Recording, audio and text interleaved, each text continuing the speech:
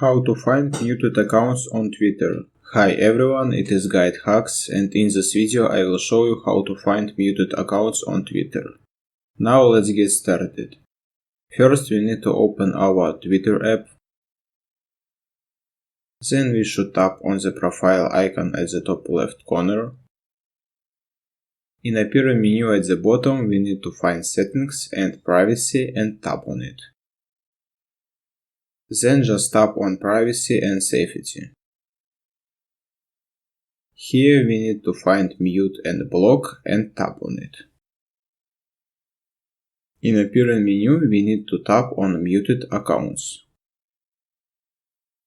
Here we see the muted list. If you want to unmute someone, just click on red speaker near the username. And that's all. It was how to find muted accounts on Twitter. Thanks for watching. If you found this video helpful, we would appreciate if you subscribe to our GuideHacks channel.